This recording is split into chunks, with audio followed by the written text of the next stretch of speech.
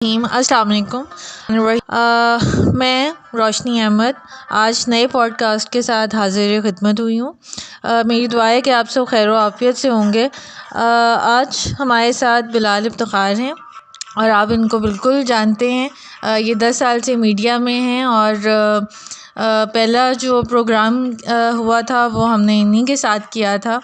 और आज जो टॉपिक हम लेके आए हैं वो है नॉर्मल। आज हम नॉर्मल पर बात करेंगे और नॉर्मल यानी आम तौर पर इनफरादी सलूक की वजाहत करने के लिए भी इस्तेमाल किया जाता है, जो माशरे में आम रवाज के मुताबिक होता है, जिसको हम आहंग कहा जाता है। नॉर्मल ह्यूमन बीइंग यानी आम इंसान कौन होता है, इसकी तारीफ़ और मुख्तलिफ़ पहलुओं पर हम आज बात करेंगे। जहाँ नॉर्मल पर बात होगी वहाँ साथ साथ अब नॉर्मल पर भी बात की जाएगी। और बिलाल भाई की तरफ जाने से पहले मैं कुरान पाक की आयत ज़रूर शेयर करना चाहूँगी आपके साथ, जो सूरह बकरा से है। और आपके परवरदिगार का कलाम सही और इंसाफ के साथ पूरा हुआ है। कोई नहीं जो इसकी बातों को बदल सके और वो सुनने वाला जानने वाला है। और अगर तुम ज़मीन में बहुत से लोगों की इताअत करोगे तो वो तुम्हें अल्लाह के रास्ते से गुमराह कर देंगे। वो सिर्फ क्यास करते हैं और वो सिर्फ झूठ बोलते हैं। सूरह बकरा। अस्सलाम वालेकुम, कैसे हैं बिलाल भाई आप? वालेकुम अस्सलाम, मैं बिल्कुल ठीक ठाक अल्हम्दुलिल्लाह। तो जैसे आप जानते हैं हमारा आज का टॉपिक नॉर्मल यानी आम इंसान पे है, तो आप इसके बारे में क्या कहेंगे? नॉर्मल को डिफ़ाइन करने से पहले आपके क़ारीन को एक छोटी सी कहानी जो है वो मैं सुनाना चाहूँगा कि एक कहते हैं कि बनी इसराइल के ज़माने में अल्लाह का एक नेक बंदा था जो गांव में रहता था। इबादत करने के लिए वो जो है जंगलों में चला जाता, पहाड़ों पे चला जाता। एक दफ़ा क्या हुआ कि वो इबादत कर रहा था, इतने में उस एक फ़रिश्ता आया। उसने कहा कि देखो, जो तुम्हारी सोसाइटी है जिसमें तुम रह रहे हो, जिस गांव में रह रहे हो, वहाँ पे लोग जो है अदल से उतरने लग गए हैं, बेअदली पे आ गए हैं। तो जाके अपनी कौम को समझाओ कि वो मामलात सही, कहीं ऐसा ना हो कि अजाब आ जाए। फिर उस फरिश्ते ने कहा कि उनको ये भी जाके बताना कि बहुत जल्द एक बारिश आने वाली है। वो बारिश जब आएगी उसका कतरा जिसके सर पे भी गिरेगा वो पागल हो जाएगा। तो अगर वो उस पागलपने से बचना चाहते हैं, अगर वो उस अजाब से बचना चाहते हैं, उसका एक तरीका है कि वो तुम्हारे गार के अंदर, तुम्हारी गुफा के अंदर जो है पनाह ले। ये नीचे गया, इसने लोगों को बताया, कुछ ने इसका मजाक उड़ाया, कुछ ने सीरियस लिया। खैर वो हफ़्ता गुजर गया, 2 हफ्ते गुजर गए, महीने गुजर गए, कोई इस तरह की बारिश वगैरह नहीं आई। तो लोग भूल भाल गए कि कोई बात नहीं, यानी कि बाबे ने जो कहा था इसने कोई इतनी सीरियस बात नहीं थी, ऐसे ही है, इसने अपने से बात की होगी। खैर एक दिन क्या हुआ कि बड़े सख्त जो है बादल आए और खूब बारिश बरसी। ये बंदा जो है जिस गार में रहता था, तो खाने पीने का सामान और नीचे से अपने गांव से ही से लाना होता था। तो ये नीचे उतरा, इसने कहा कि जाके जो है मैं खाने पीने का सामान ले आऊँ, देखूँ कि हालात कैसे हैं। नीचे गया तो इसे सबसे पहले इसे अपना भाई नज़र आया। इसने अपने भाई को हाथ लाया, उसको पुकारा, तो इसे बड़ा शौक़ लगा कि उस लड़के ने हाथ में पत्थर पकड़ा और इसके पीछे भागना शुरू कर दिया। अच्छा, अब इसे जो नज़र आता है, जो इसको पुराना दोस्त रिश्तेदार नज़र आता है, ये उसे पुकारता है, वो इसको पत्थर मारने के दौड़ते हैं। तो ये एक जगह पे छुप गया। इसने सोचा कि यार ये क्या हो रहा है। फिर इसे याद आया कि हाँ, ये इस तरीके से, इसका मतलब है बारिश हो चुकी है।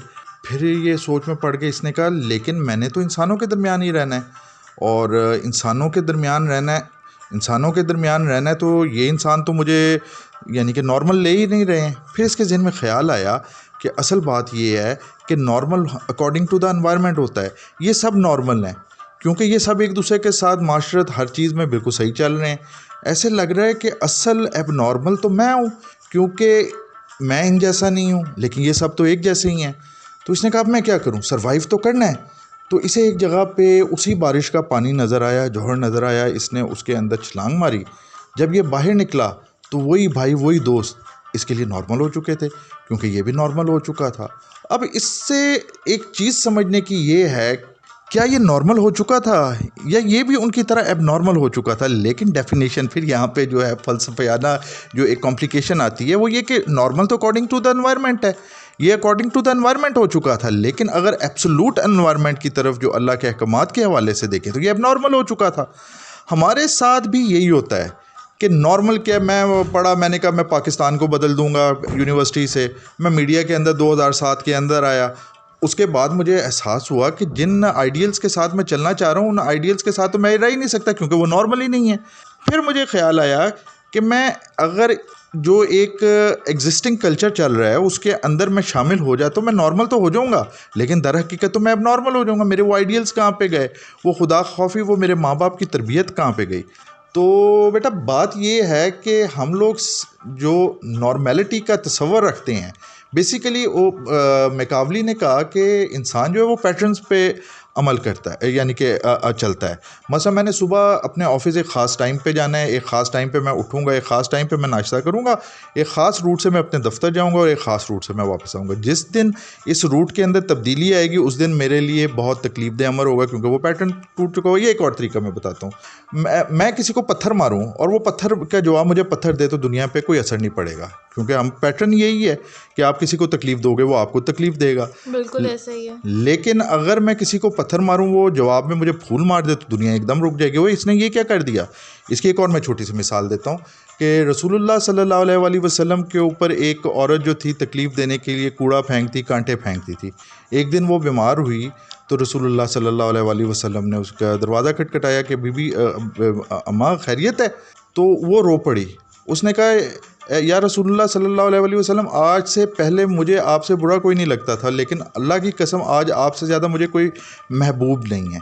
तो पैटर्न्स के अंदर क्योंकि उसका यही सोच होगी कि मैं बीमार हूँ या मरूँ, ये नहीं आएंगे। लेकिन रसूलुल्लाह सल्लल्लाहु अलैहि वसल्लम तो उस पैटर्न के ऊपर चल रहे थे जो अल्लाह ताला ने उनको हुक्म दिया था कि ये पैटर्न तो आपने कायम करना है। तो इससे हमें ये साबित हुआ, यानी कि जो मैं कहना चाह रहा हूँ, शायद मैं अल्फाज नहीं वो पा रहा, कि नॉर्मल वो है जो उन पैटर्न्स पे अमल कर रहा है जो खुदा की रज़ा के मुताबिक है, और एबनॉर्मल वो है जो उन पैटर्न से हट रहा है। देखो आज जो है कोरोना फैला हुआ है, लोग रो रहे हैं, वो कह रहे हैं कोरोना से इतने लोग मर रहे हैं। लेकिन आप सब, आपके व्यूअर्स को वो वीडियो आई होगी जिसमें वो ब्रिटिश साइंसदान बता रहा है कि कोरोना से अगर आपने बचना या रिलीफ हासिल करना है तो सजदे की तरह की वो एक्सरसाइज बता रहा है। तो आप उसकी बात मान लेंगे, लेकिन जो 5 वक्त अल्लाह ताला आपको कोरोना से और इस जैसी पता नहीं कितनी बीमारियों से बचाव के लिए आपको दावत देता है कि उसके घर आएँ, उसकी इबादत करें, आप वो नहीं करेंगे। क्यों? क्योंकि अगर आप नमाज़ पढ़ेंगे, दाढ़ी रखेंगे तो लोग आपको कहेंगे देखो यार ये मौलवी बन गया, ये बन गया, वो बन गया। क्योंकि जो पैटर्न आपको दिया गया है और अननेचुरल पैटर्न दिया गया है, वो ये दिया गया कि यार मॉडर्निटी ये है कि आप मादर पिदर आज़ाद हो जाओ। लेकिन वो मॉडर्निटी नहीं है, वो एबनॉर्मेलिटी है। नॉर्मल अगर आपने होना है तो आपको खुदा के बताए हुए रास्ते जो हमारे नबी सल्लल्लाहु अलैहि वसल्लम ने हमें बताए और जिस तरीके से बताए हम उस पर चलेंगे तो ही हम नॉर्मल हैं। वरना आप यहाँ पे प्रेसिडेंट ऑफ यूनाइटेड स्टेट्स बन जाएं, आपकी इजाज़त के बगैर जो है मुर्गी ना बोल सकती हो, अज़ान ना दे सकती हो, चिड़िया ना पर फैला सकती हो, पत्ता ना गिर सकता हो, आप तब भी अब नॉर्मल हैं। क्योंकि एक चीज़ आप लोग याद रखें कि हम जिस सयारे पे रहते हैं, जिसे अर्थ कहते हैं, वो अपने सोलर सिस्टम के अंदर एक छोटा सयारा है, कोई इतना बड़ा सयारा नहीं है। और आपका सोलर सिस्टम इस गैलेक्सी के अंदर जो है कोई इतना बड़ा नहीं है, बड़ा सोलर सिस्टम जिसको कहा जाए कि बहुत बड़ी चीज़ है। और यूनिवर्स के अंदर तो हमारा होना, हमारे सोलर सिस्टम का होना, हमारी इस गैलेक्सी का होना ना होने के बराबर है। हम इतने हकीर हैं, इतने हकीर हैं कि शायद हमारे लिए वायरस जो है वो एक ज़्यादा अहमियत रखता हो जितना हम इस कायनात के अंदर हकीर हैं।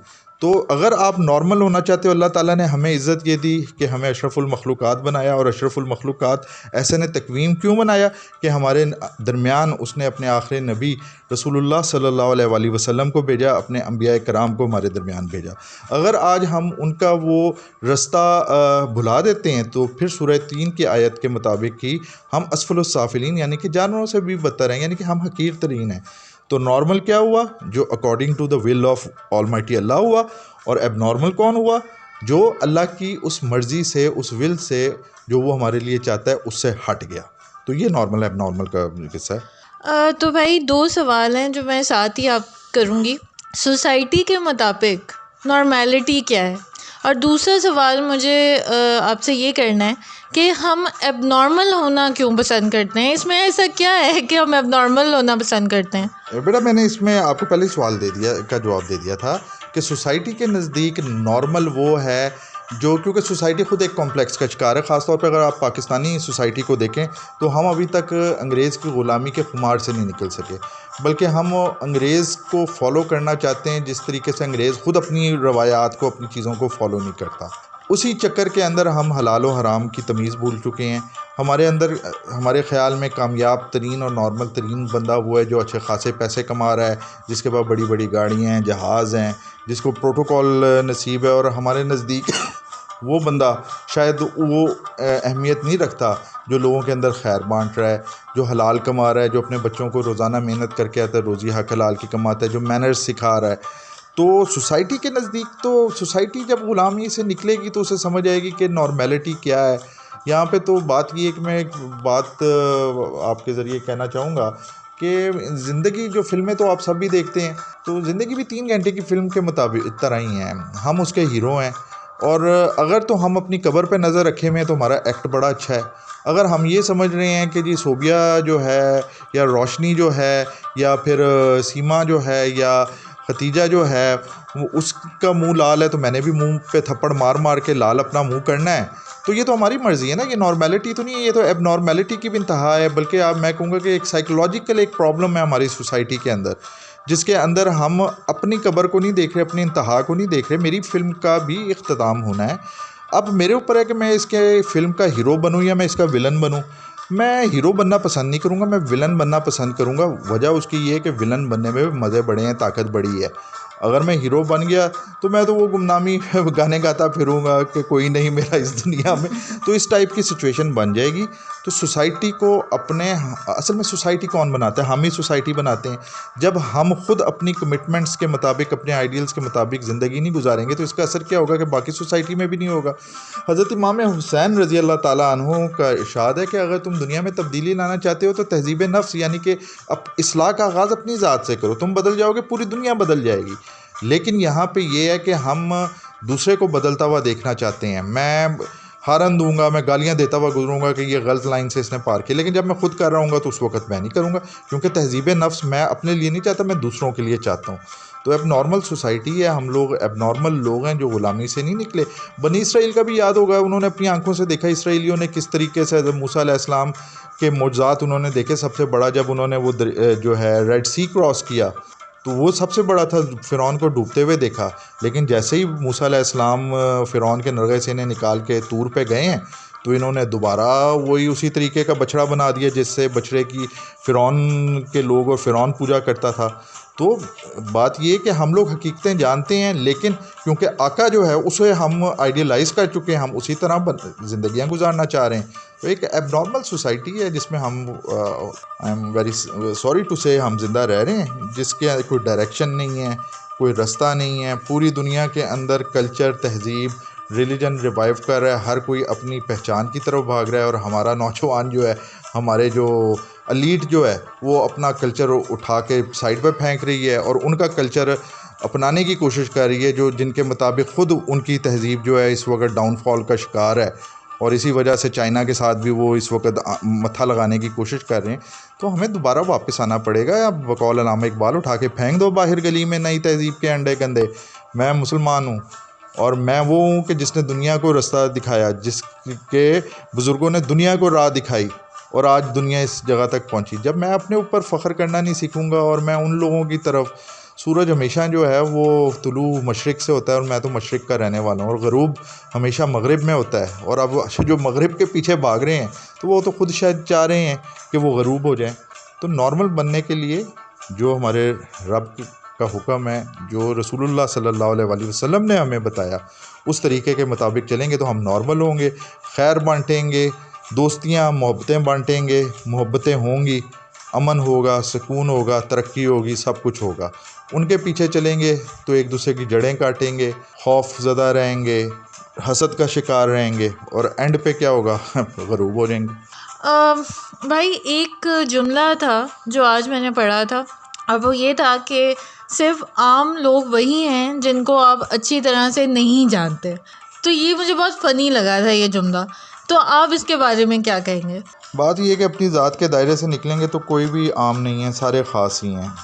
अल्लाह ताला खालिक है और उसकी मखलूक उसकी की सिफ़त तख्लीक का मज़हर है। तो मेरे रब ने तो कोई चीज़ आम नहीं बनाई है, सब ख़ास है, मेरे लिए ख़ास है, क्योंकि उसका ताल्लुक़ जो है वो मेरे रब की सिफ़त तख्लीक का मज़हर है। तो सुभान अल्लाह।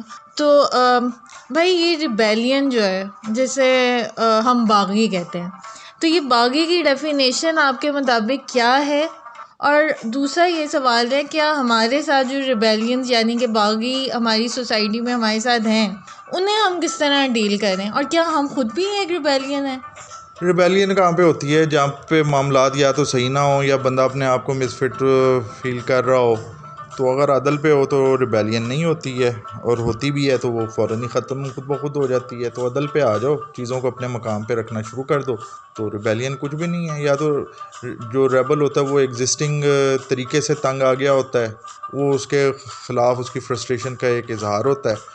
और अगर एग्जिस्टिंग तरीका अदल के ऊपर हो तो कोई रेबल नहीं होता, सब कुछ ठीक होता है। बहुत शुक्रिया बिलाल भाई। आप लास्ट में इस टॉपिक की रोशनी में आप क्या मैसेज देना चाहेंगे? कुछ भी नहीं, मैं चाहूँगा, मैं सिर्फ यही कहूँगा कि अपने आप को पहचानो। एक माकुला भी है अरबी का, मन अरफ़ा नफ्सी फ़क़द अरफ़ा रब्बी, अपने नफ्स को पहचान, जिसने अपने नफ्स को पहचाना उसने अपने रब को पहचाना। तो इकबाल कहता है कि अपने मन में खो के पाजा सराग़े ज़िंदगी, तू मेरा नहीं बनता मत बन, अपना तो बन।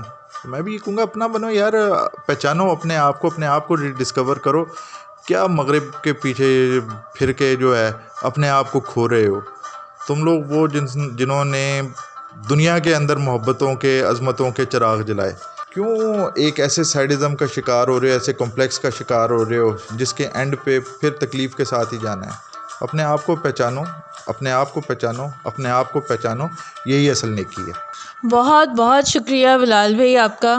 और मैं आप लोगों का बहुत शुक्रिया अदा करूँगी। मुझे बहुत अच्छा रिस्पांस मिला अपने पहले पॉडकास्ट पे, और मैं उम्मीद करती हूँ कि आप लोग इसको शेयर करेंगे, सब्सक्राइब करेंगे। और आखिर में मैं हज़रत वासिफ़ अली वासिफ़ का एक कॉल आप लोगों के साथ शेयर करना चाहती हूँ, और वो ये है कि ये दुआ ज़रूर करो कि या अल्लाह हमें ऐसी ज़िंदगी दें जिस पर हम भी राज़ी रहें और तू भी राज़ी रहे।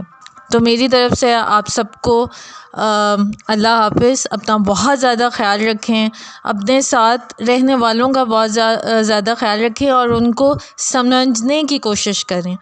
मेरी तरफ़ से अल्लाह हाफ़िज़।